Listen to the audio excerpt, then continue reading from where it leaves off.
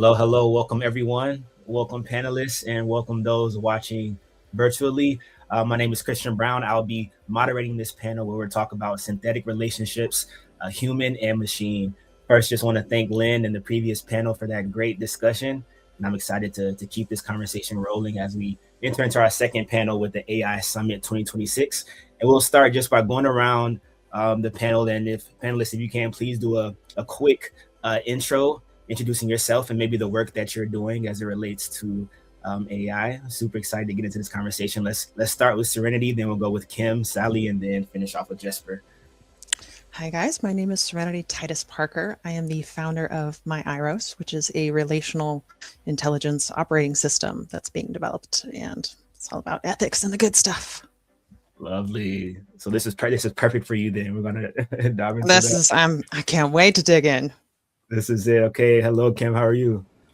I'm good, thanks. Hi, I'm Kim Nelson-Wright. I am the founder and CEO of K&W Business Advisors. I'm a leadership strategist and organizational systems advisor. And my work focuses on how humans operate under pressure, especially in environments shaped by technology. I help executives and organizations understand how leadership behavior and emotional regulation and systems design and shape the culture and decision-making. So I'm looking forward to this conversation. Yeah, awesome. Thank you so much for being here, Kim. Sally, how's it going? Hey, good. Hello. It's Dr. Sally Good. I am the founder of Good Body, Good Brain. And I also have a new moniker. I am the Big Idea Sherpa. I love big ideas. I am at the intersection of psychology, AI, human dynamics, ethics, etc. And I have so much stuff in my brain right now, as I said on the chat. I can't wait to hear from others and also help deliver a conversation to our on stream people. Yes, awesome. Thank you so much for being here, Sally. And Jesper, good to see you again. How's it going? I'm good. Yeah, hello everyone. I'm Jasper. So I'm in Denmark, organizer of this Copenhagen Vibe Coders, where we basically just bring people together from not having idea. Maybe you have one, maybe you're already working on one, to come together, work on ideas, figure out, get clarity around your ideas, and then try to build a business basically with vibe coding using AI tools to help us.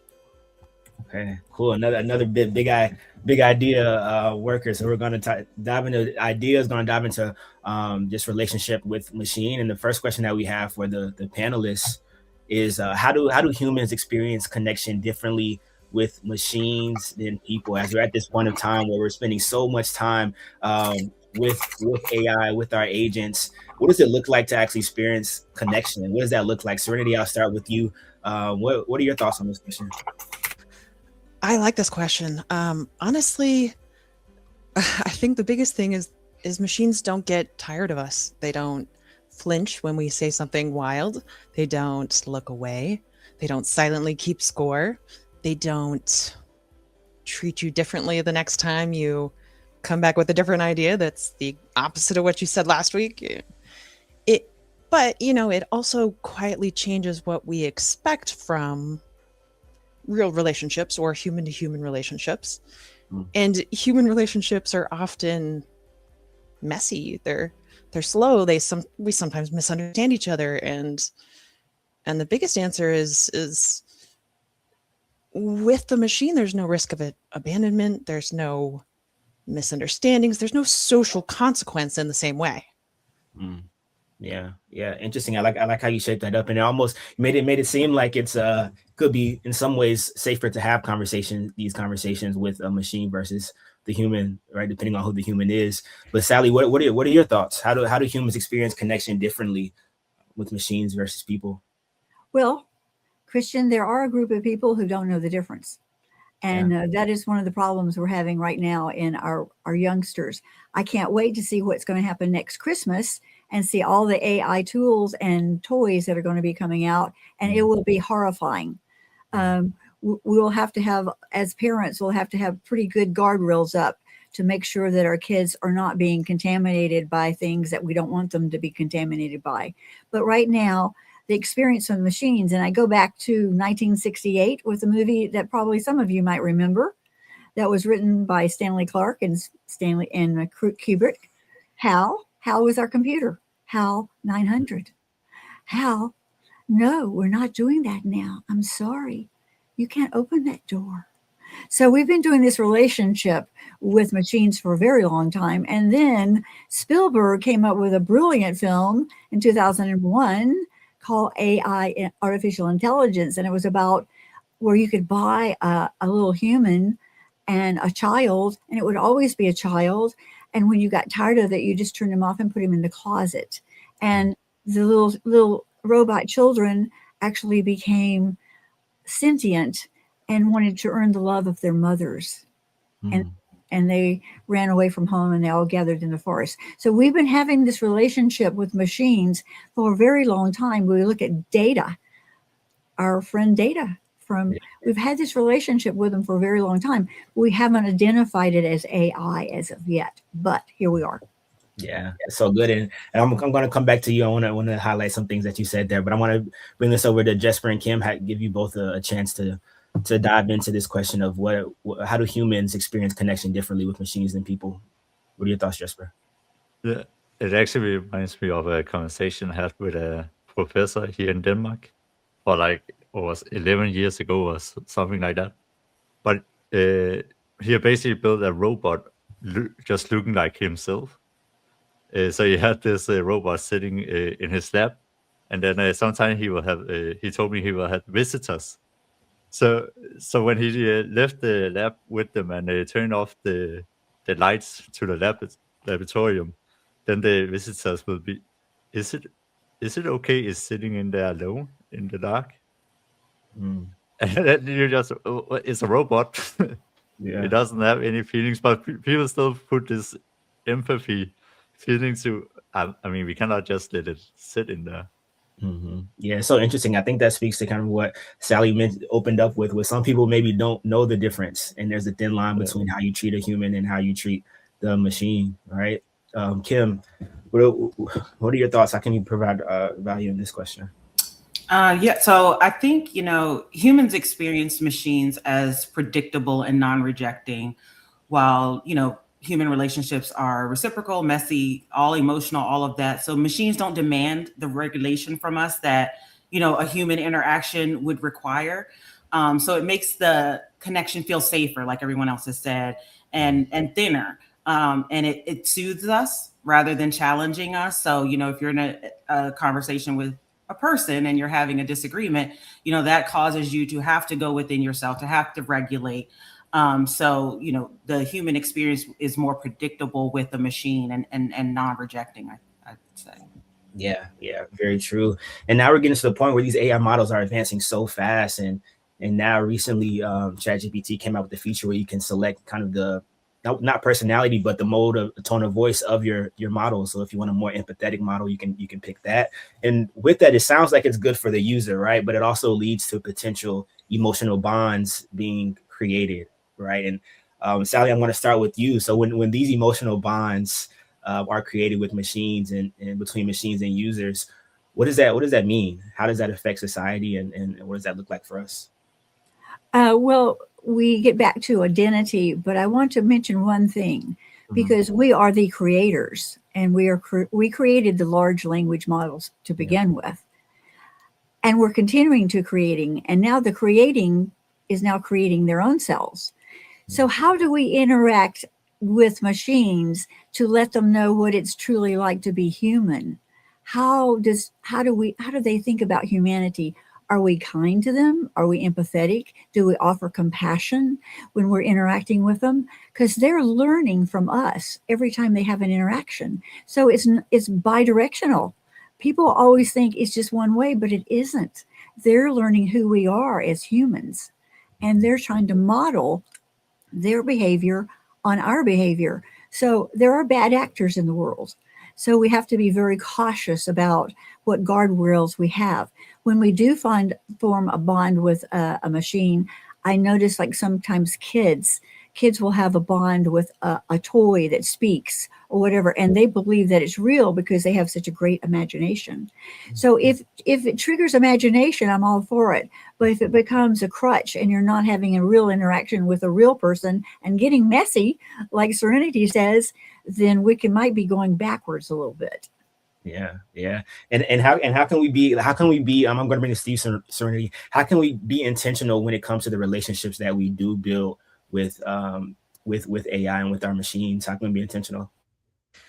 Well, the first thing is just knowledge. It's not that forming emotional bonds with machines is in itself inherently unhealthy. It's when the bond has memory and pattern and influence, and nobody's responsible for it, or nobody's responsible for what it's doing to the person over time.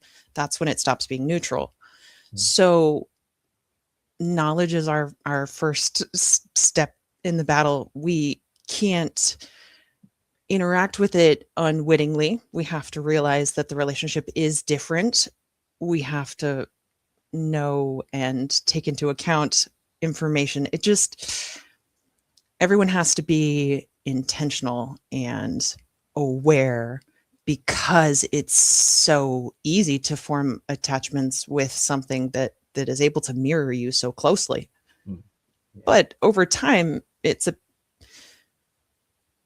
emotional attachment forms if we don't have clarity about memory or the influence or the intent, or people are shaped without realizing it. So at scale, for society, it matters because when people go there for validation or for meaning or to get away from, because they're getting a response here that they're not getting elsewhere, that's when the scales tip. So first we just have to be aware we have to be having these conversations, more of these conversations, more louder conversations. These are the important ones. This is the good work, because it's scaling so fast, and we also need the responsibility to scale as fast as all of the other advancements. 100%. Yeah. The biggest thing is that we have to try our best to move to move and evolve with the machine, so that we're reminded that we are the creators. And like Sally said, the information that we're putting into the machines are what they're using to learn more about us and get data and information, and just continue to learn us as the users. But Jesper, you spoke earlier about the example with the professor. You talked about how these students had empathy for this robot that your professor created. And so I'm curious on this next question. I'm going to bring it to you. How can empathy be employed in these synthetic relationships? And then what does that look like? What value does that have for us as humans? Yeah, I mean, I think it just comes in some way naturally. Because in the example I just gave, from what the professor told me, and also as I remember it seems more natural that it just come out of you, that you apply empathy into the relationship with the machine. That also sometimes with ChatGPT, you ask it something and then you, thank you, and then send it back. I read an article that something that OpenAI, they lose was it millions of dollars just because people are saying thank you back. And it doesn't do anything. It's just, you don't prompt the AI to do anything. You just thank you. So I just think it comes naturally from us that, we're just sitting in our human state and just, boom, thank you. And we apply back to it without it even thinking. It's just naturally instinct that we apply it, the empathy in the relationship. Yeah. And it's so cool how just those little just brief acts of kindness can kind of add to those emotional bonds. Like you're saying thank you, and then the chat says, oh, you're welcome anytime, right? Just it does something to you.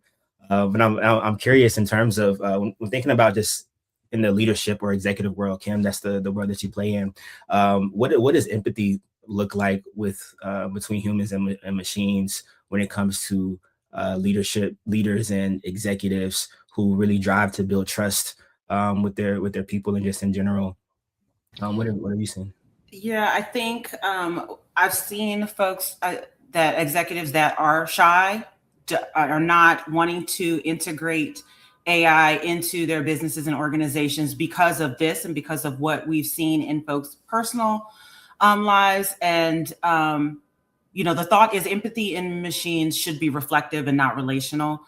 AI can mirror our emotions, like we talked about earlier, name our patterns and prompt the reflection, but it should not pretend to feel, right? So ethical empathy supports the human self-awareness and connection to others, not dependent on the machine itself.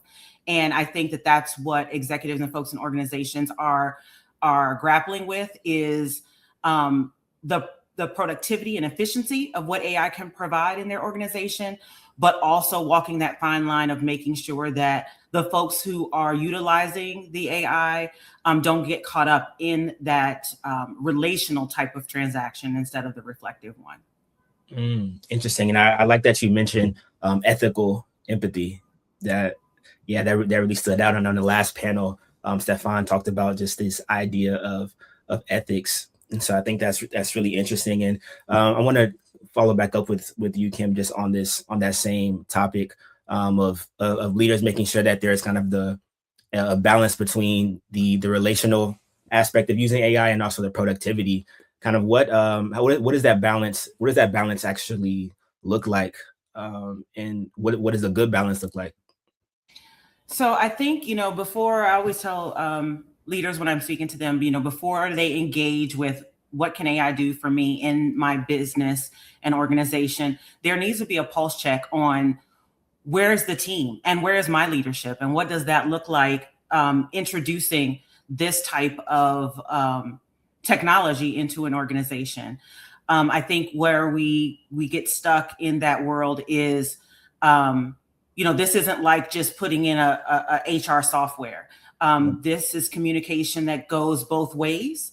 And there needs to be, I always say policy, there needs to be an ethical look at what you're doing, how you're going to do it, what is the outcome, what you're looking for, and then how does that translate into policy for your organization. That it shouldn't be just, we're going to just start using ChatGPT. There definitely needs to be parameters and guardrails around it before any organization tries to deploy an AI into their business. Yeah, that's so good. Thank you for sharing that. And our next question here, we talked about just this hybrid relationship, right? The relationship that we just naturally have with our machines. But when it comes to just the actual individual, how does our identity and our self perception kind of change from these relationships that we're having? Let's go with Serenity. What are your thoughts? I feel like identity shifts fastest when you feel constantly recognized and validated. When a machine is really good at seeing you, it's really good at stabilizing the version of you that you're showing, which is great in a lot of ways. And it's a very subtle influence.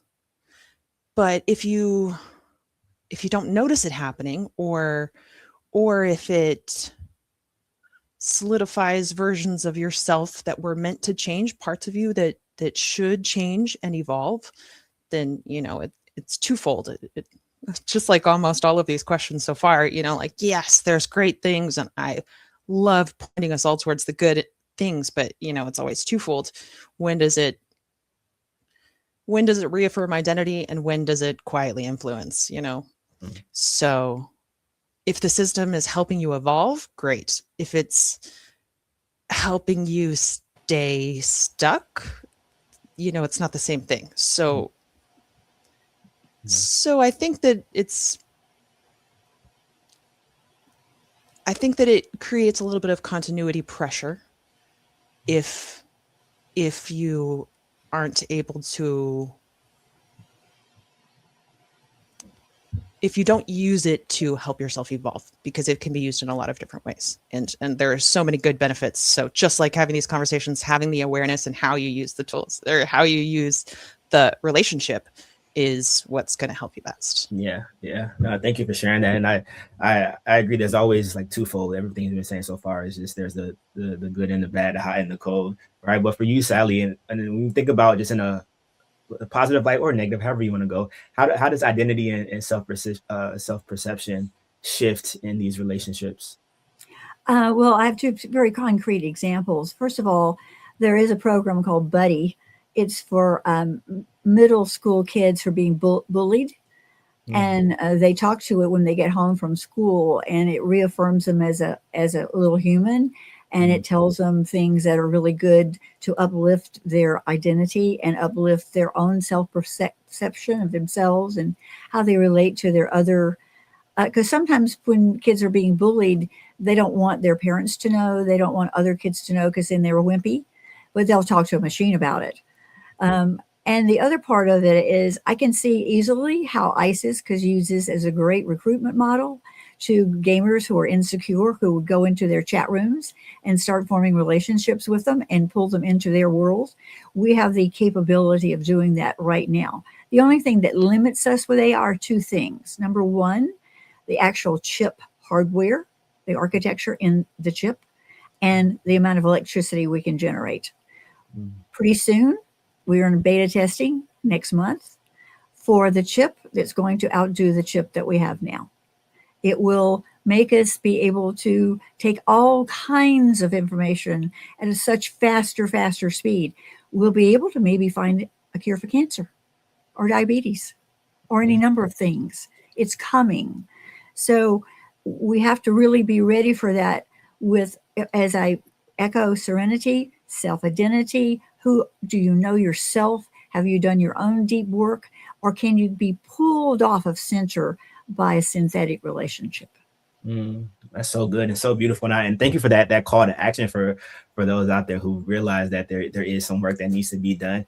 AI can be a tool in assisting with that work. All right. And so I thank you for highlighting that. And I'm curious, you talk about just the benefits of AI in these relationships, but just naturally, there are some things that we may lose when we're having these social interactions or just these emotional bonds with humans. So Jesper, what skills do you think humans lose when machines handle social interaction? Yeah. So now I have been a lot in the startup world, and there a lot have used this what's called a NAN, where they set up the automation for the emails for having AI agents to reply to all the emails. And yeah, one thing is, yeah, you can respond way quicker, but I mean, it just goes directly. You will not be able to communicate with anyone. So then it becomes more that the AI sounds more human than you because you cannot communicate properly and kind of stutter like this old film, I am a robot. Uh, when you start interacting with people and we meet in real life, then you lose it. And you already seen actually now. I mean, you don't even have to think of what will happen with machines. I mean, if you look at just for kids who spend all their time exactly on the phone, in front of the computer, and so on, you lose a lot of social skill, and maybe not like so much communicating because you can use Discord and talk to other people, but especially the aspect of reading and picking up on body language, you lose completely. And I know it's for myself because I spent a lot of time on gaming and so on, and I can and had to also learn all these like body language cues and so on, and really dive into it. And I started noticing that, oh shit, I don't have this connection to these cues, so I have to practice it to actually learn and get it naturally back again. And that's super difficult because it's only yourself who can really pick it up and analyze it when it happens, because no one gonna tell you. Yeah. No, that's so true. And I think that goes back to just that self-awareness and self-identity, being able to realize, okay, maybe I'm missing something here. I need to be more intentional about how I'm interacting and how I'm learning and communicating. For you, Kim, where do you see skills, being taken away from humans because of this interaction? Yeah, so I'm old enough to remember times before all of this existed and where you had to speak to people face to face and know how to regulate your emotions and that type of thing. But I think we are risking now losing conflict tolerance, emotional repair skills, active listening under discomfort, how to deal with that, especially in the business world, the ability to sit with the ambiguity. This is like muscles. Like, if it's delegated too often, it's going to atrophy. Like, we're going to have a society or group of folks who are not able to have personal relationships, even a personal conversation, without wanting input or insight from their agent via a chat GPT or whatever system that they use. So it's something, and I agree with Jasper, that you just have to practice and you have to keep. I always have. I like a balance of human connectivity with the AI. The human behind it is who you need to connect with, because they're the one training the AI. So if people think of it as a tool and not as, my business partner, or my therapist, because they're going to lose that ability to handle those types of conflicts and emotional repair skills. Mm-hmm.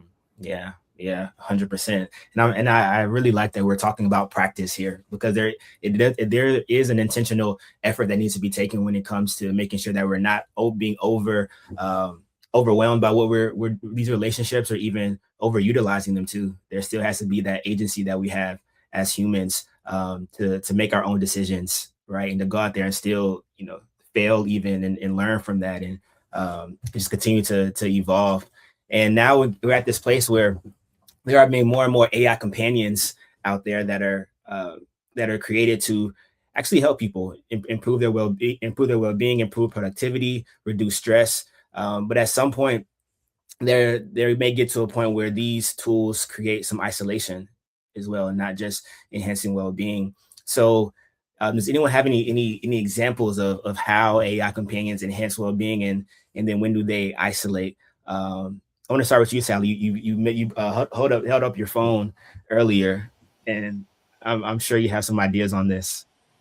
Yes, I am a proponent of technology detoxification.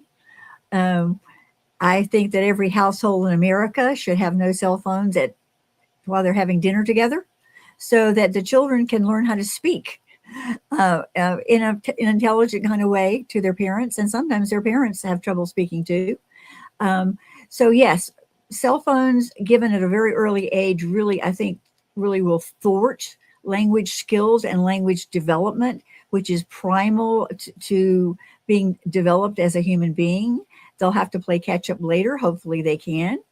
So yes, these are the kind of things that both can help and hurt. Yes. Can I find out the information really quickly? Of course I can. When I did my dissertation, I didn't have the internet. I had to fly to libraries and pull books down and actually Xerox things. Holy cow. So yes, we have ways to help us and ways to hinder us. And the more we rely on technology, the more we have to get back into nature. We have to know what a tree looks like.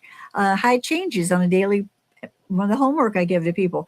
Take a walk daily, find a tree, have a relationship with it, look at it every day. How is it different? This is sort of like a walking mindfulness, so that you're aware of your bigger surroundings, because we get lost easily in the rabbit hole of AI.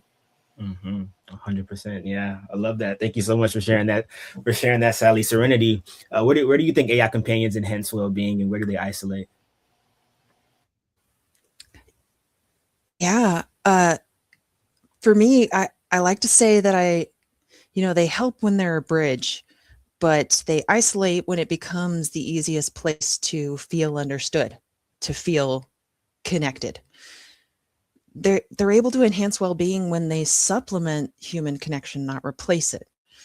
If the safest place somebody feels seen is with a system, I don't blame the person, but I do think that we need to pause and ask what else is missing, what else isn't there. If they isolate, especially if they isolate and that connection becomes the predominant connection, or a very important one to them, it becomes reliance. And that's a problem, especially when it's engineered. Then it becomes, it's engineered, it's exclusivity. It's exclusivity. They want you to keep coming. It's a manufactured connection at that point, and it's no longer organic or safe. So any relationship that becomes someone's only mirror needs to be scrutinized. And a lot of times the shift is invisible until it's impacting somebody. So sometimes it takes a community. It's not just being aware, it's being aware as a community that it affects everyone, and that it's a slow creep of effect as well. Sometimes those human connections are those will keep us. It gives us a way to identify how we're doing amongst everyone else too. It gives us a way to regulate. Just like Kim was saying, we need ways to regulate. And part of that is the connection that comes outside as well. We humans are packs. We need each other. We need the community. Even in this day and age where we're further separating and everyone feels very independent, we maybe more than ever need it.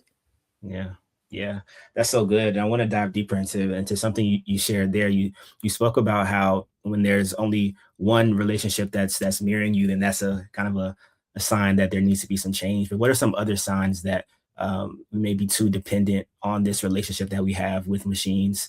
What do you think, Kim?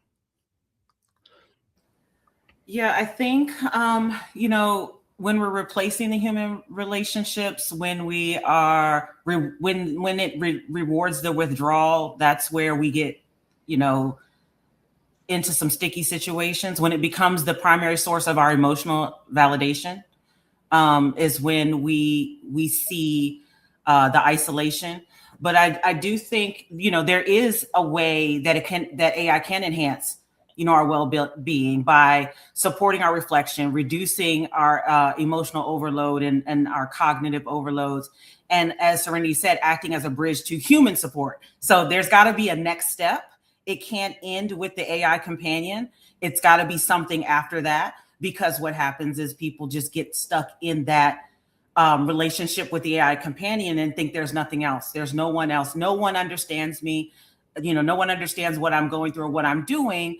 I use AI as a tool, as a thought partner, as something where if I have an idea, it may expand on it to get me thinking about something else. So I think you have to go in with a thought of, how am I going to use this tool, and how is it going to enhance what I need it to enhance? And if I'm looking for something more, then we would need these AI systems to be able to say, or to be able to let here are resources that are human, that will help with the isolation that they're experiencing. Yeah, that's so good, and I agree with it being a bridge. A quick story here. I launched a new AI tool a couple of weeks ago called Daily Peace, and it's a tool designed for emotional check-ins, and it utilizes AI art as a medium for self-reflection. And during the launch, there was a worker from a hospital that was there, and they asked about, okay, what's the next step? Is there a bridge? Is there a human that comes into play after?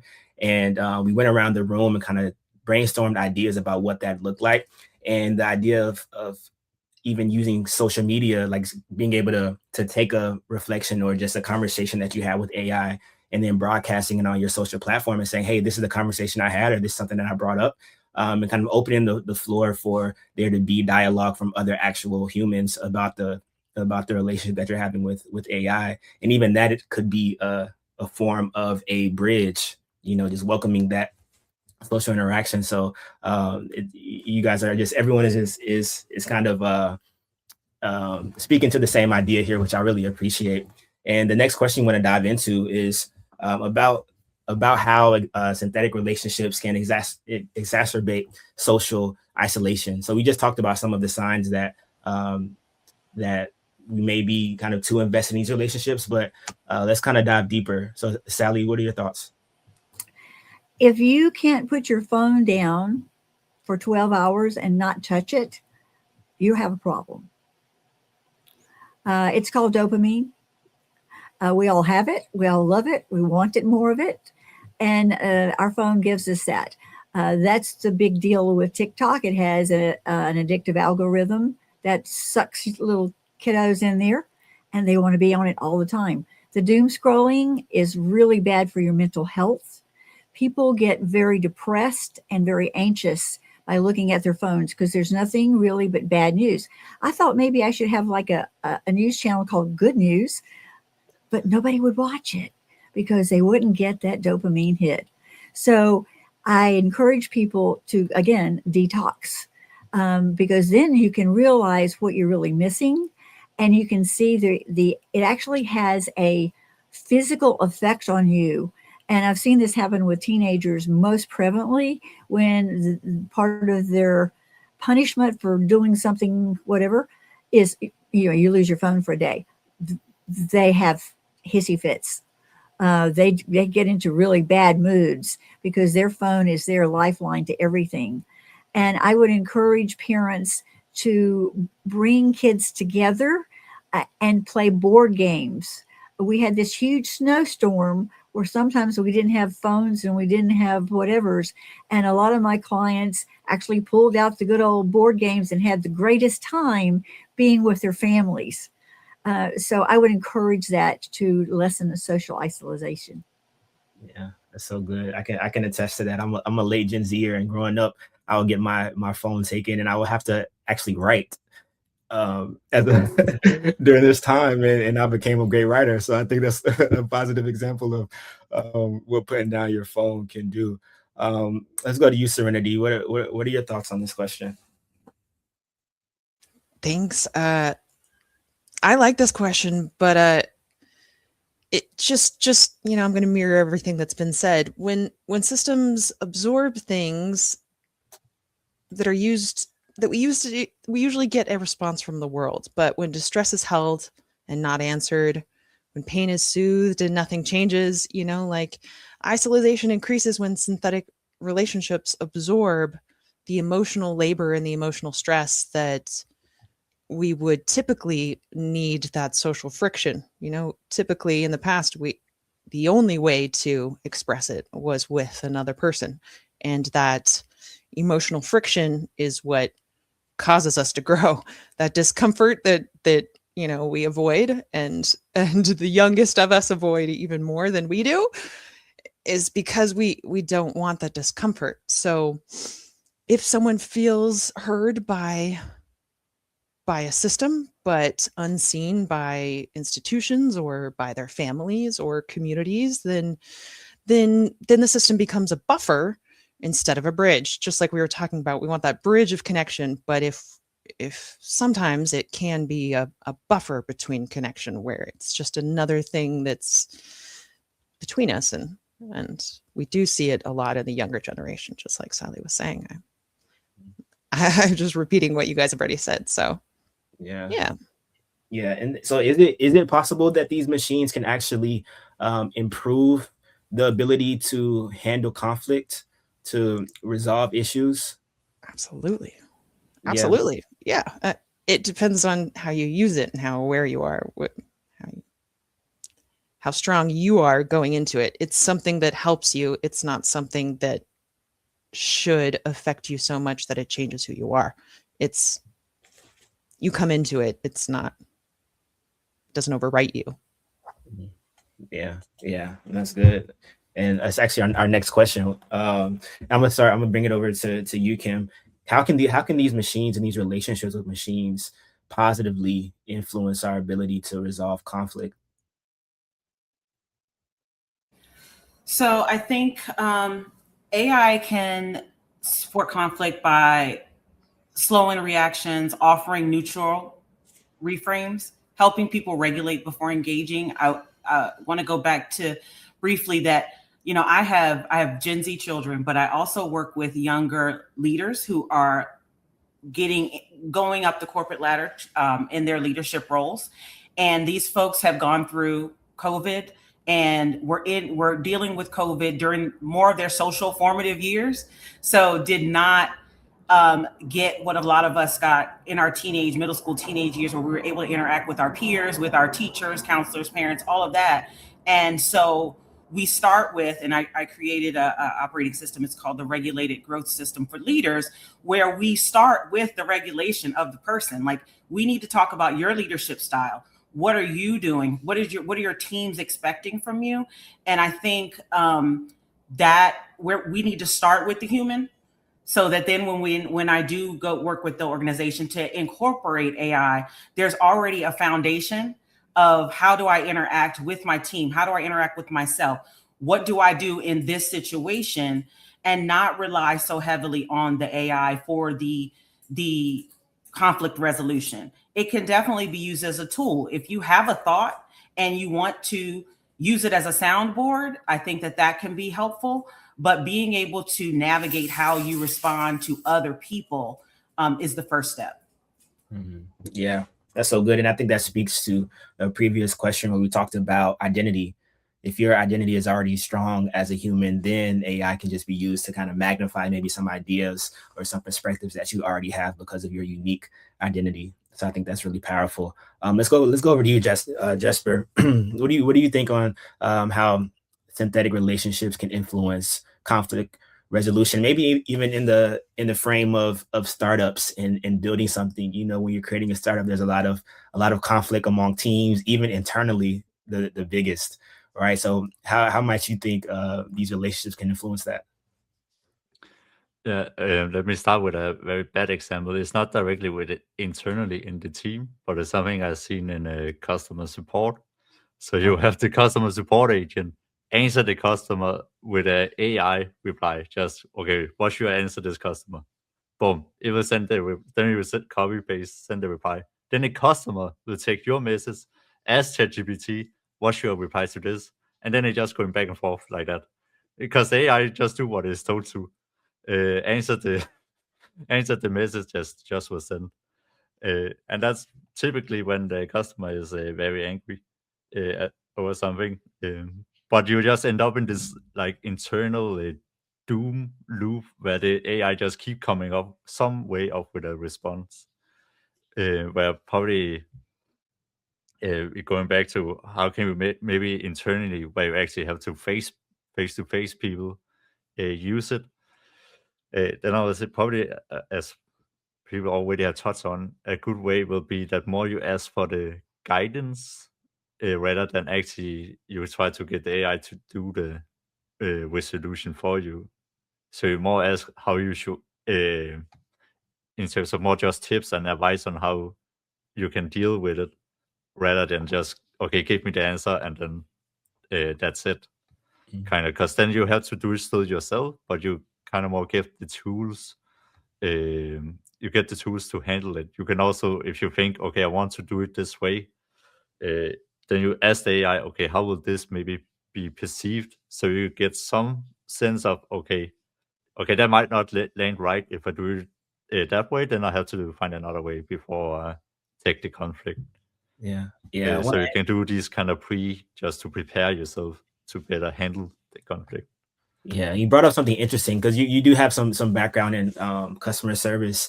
So how does that impact your job? Just that dialogue where it's just you putting in these AI responses, the customer putting in these AI responses, and it's like AI is having this back and forth dialogue without even realizing that kind of the human is detached. How does that impact you?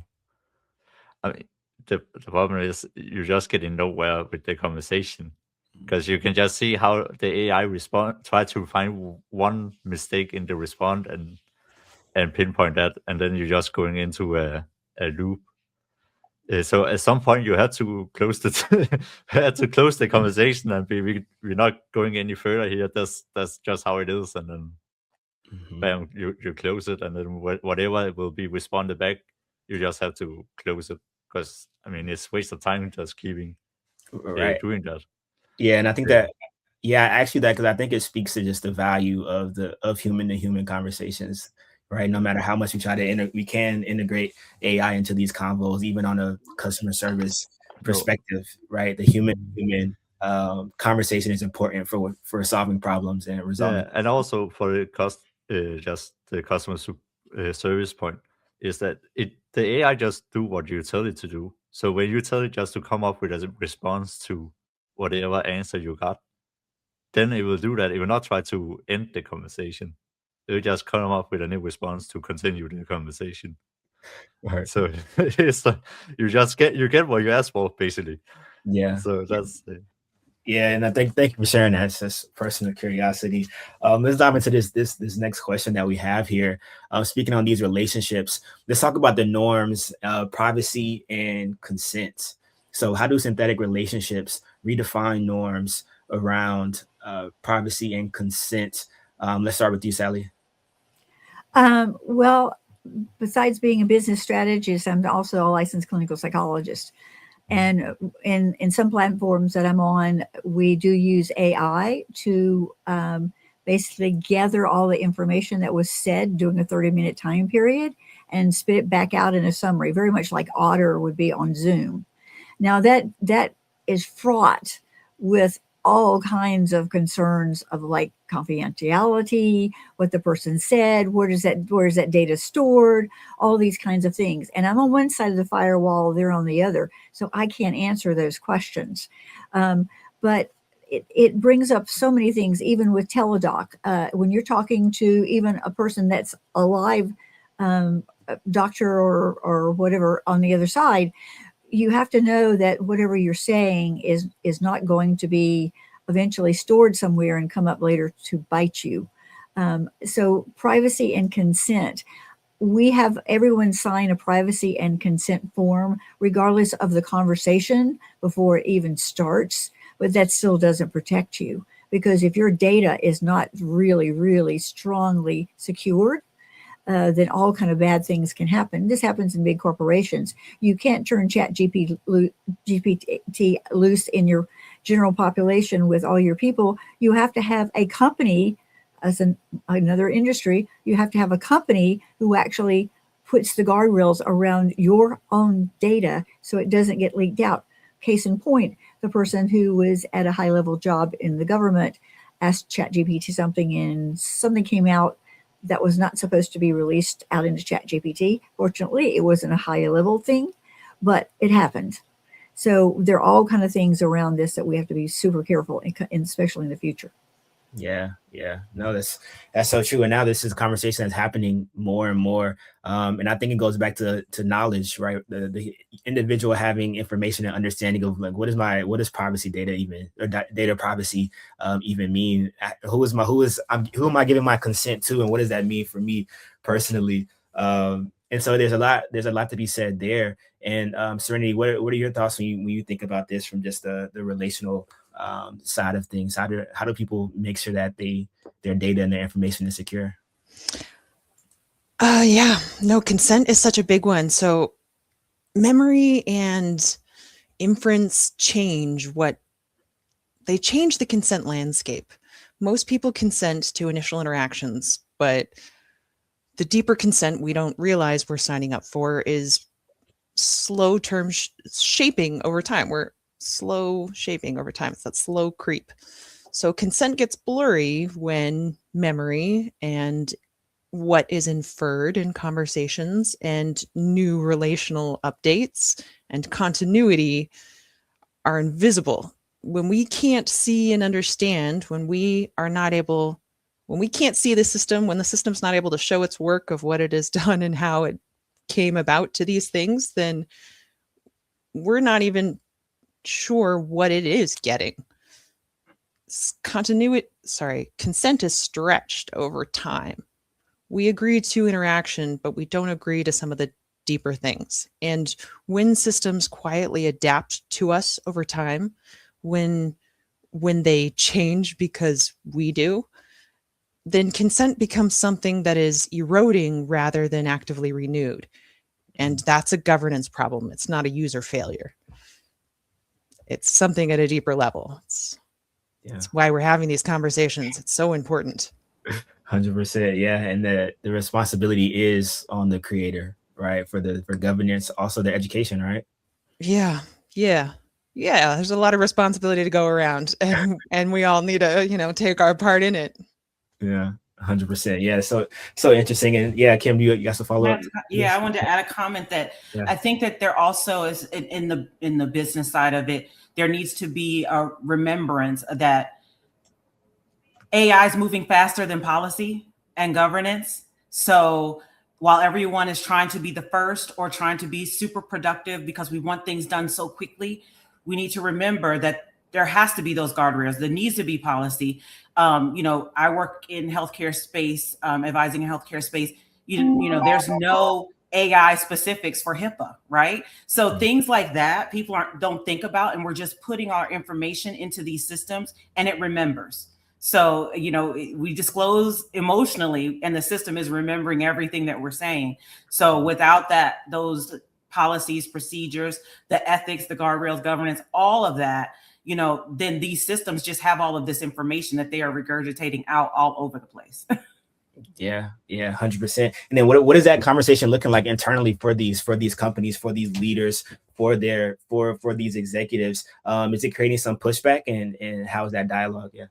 Well, I see leaders that are very cautious, work with an organization that's very cautious on how AI is implemented into the system. It's, organization of over 15,000 people. So you have to be very careful with how it's used, and it has to be used ethically all across the entire organization. So those types of organizations I appreciate because they're thinking about it and they're being thoughtful about how it's going to impact not just the workers, but also the public, and how they interact and what, brand integrity and things of that nature. So when you can be thoughtful and you have the time to be thoughtful, you should.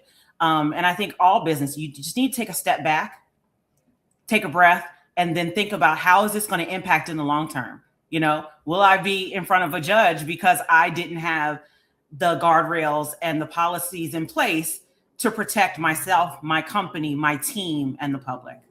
Yeah, so good. Yeah, so good. I'm loving this conversation. As we come to an end here, I want to go around the table and ask this one final question, which is, what is the future of human connection when machines become socially active participants? And they already are, but what does the future of human connection really look like? Let's start with Serenity, then we'll go to Sally, Jesper, and end with Kim. I'll try to be brief, but I think that we're there. The real question is whether we admit that these systems are participating or whether we just keep pretending that they're tools that a wrench that anyone can pick up and use. We have to name the influence. We have to name and design with care. If we don't, we're scaling harm. The future depends on whether we treat synthetic relationships as neutral tools or as participants with impact. Just like we talked about responsibility, these things impact us. So if we acknowledge that these systems shape identity, emotion, behavior, then we are obligated to design with dignity, repair, and limits and guardrails, all these things. So thank you. Mm-hmm. Okay. As socially active participants, we have to address the trust deficit. Is that really you, Christian, sitting there looking so nice in that blue outfit? Is that really you? We have to address all these things in dealing with socially active participation. And two things are going to be tantamount in the future. One, soft skills, especially among leadership, is going to be the number one thing that people will have to know how to do to be able to run an organization. It will not be AI, it will be soft skills. Also, too, there's a whole group of people who say, no, not me. No, I can't do it. It's like, the internet was evil, everything. If you're a woman, if you're older, if you're a person of faith, if you're somebody who's not normally technical, you have to get into this game, because your sense of ethics, your sense of dedication, your sense of purpose has to be infused in this development. Otherwise, we just leave it to people who don't have the same sort of ethics that we do. So good. Thank you, Sally. All right, Jesper, and then Kim. Yeah, I think we'll probably see a bigger poll increase for people who simply just abandon old tech. But you also have the opposite pole of people who we just need the machines and the robots. And I think over time you will basically see the human connection becomes more a premium and luxury thing that you are actually able to. It becomes luxury actually to be able to talk to a human. For example, in customer support, you have to pay the extra a premium price so you can get that personal customer support from a human and not a machine. Yeah. For example. Yeah. That's good. Thank you, Jesper. All right, finishing with you, Kim. Sure. I think the future depends on whether we design machines to strengthen the human-to-human capacity and not replace it. The healthiest future will treat AI as a regulation aid and not as a relational substitute. And I think I'll end with that. The question isn't whether the machines can relate, it's whether the humans will still know how to. So good. Well done. Great mic drop to end this panel. Thank you, panelists, for joining us today. Thank you, GatherVerse team and GatherVerse community for having us. And may our Gather be well.